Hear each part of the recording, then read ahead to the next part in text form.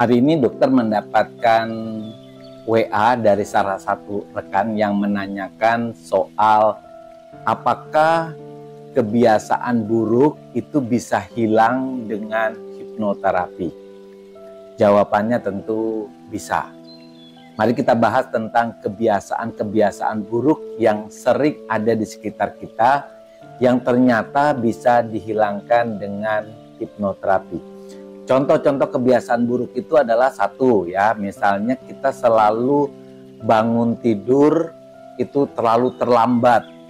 Masuk kantor jam 7 pagi, bangunnya jam 7 pagi, pastilah kita telat masuk kantor. Kemudian ketika kita rapat atau sesuatu yang penting di kantor yang membutuhkan konsentrasi, kita selalu mengantuk. Ini pun merupakan kebiasaan yang buruk. Ngupil ya. Jadi memasukkan jari tangan ke hidung pada saat-saat di depan umum itu juga merupakan kebiasaan yang buruk.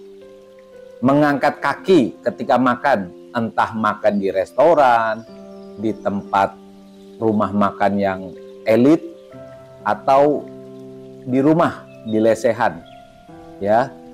Kita mengangkat salah satu kaki kita yang membuat orang yang melihat sedikit risih.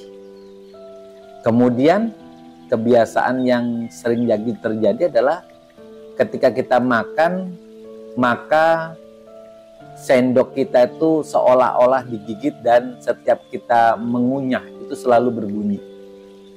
Kemudian ada kebiasaan buruk tapi tidak dianggap suatu kebiasaan. Misalnya, kita flu setiap pagi. Setiap pagi kita flu, nanti agak siang sedikit, itu maka flu-nya akan menghilang. Ini pun bisa merupakan kebiasaan. Nah, bagaimana kebiasaan itu bisa terjadi? Sebenarnya kebiasaan itu bisa terjadi karena kita melakukan tindakan berulang-ulang, dan tindakan itu menjadi kebiasaan. Kebiasaan itu tertanam di pikiran kita. Nah, pikiran kita itu terbagi atas dua ya, pikiran sadar dan pikiran bawah sadar. Dalam hal ini, kebiasaan itu tertanam di pikiran bawah sadar kita. Ketika seseorang dikuasai oleh pikiran bawah sadar, maka pikiran bawah sadar itu menguasai tingkah laku kita, sehingga tanpa kita sadari kebiasaan itu selalu terlihat oleh di depan umum.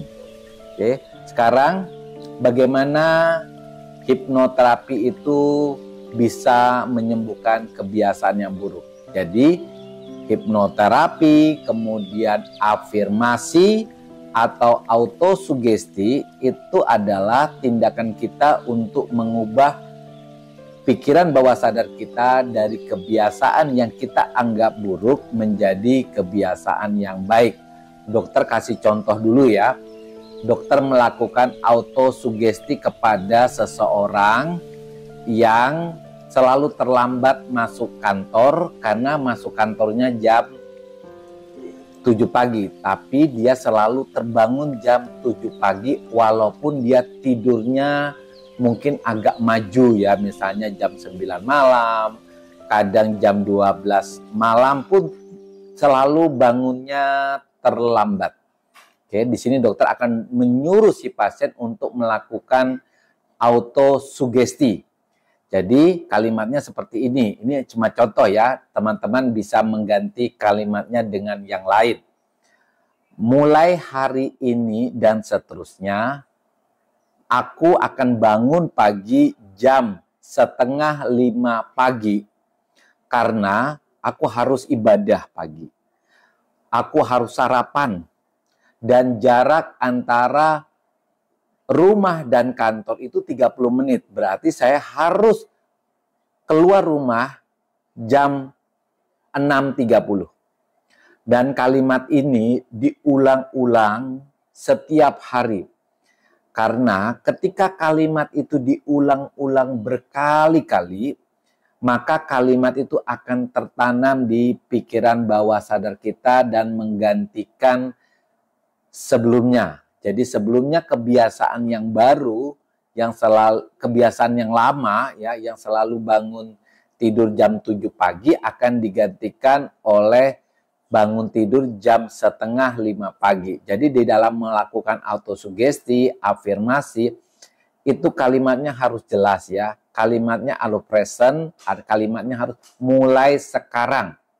Kemudian sugesti itu akan jauh lebih powerful ketika kita memakai alasan. Misalnya kenapa harus bangun jam setengah 5 pagi? Karena ada ibadah, karena harus sarapan, karena jarak antara rumah dan kantor itu cukup jauh sehingga saya harus bangun jam setengah 5 pagi. Oke rekan-rekan, kalimatnya bisa diubah tergantung pada rekan-rekan bagaimana persoalan yang ada terjadi, dan kalimat itu bisa digunakan untuk kasus apa saja yang rekan-rekan anggap itu kebiasaan yang buruk. Selamat mencoba.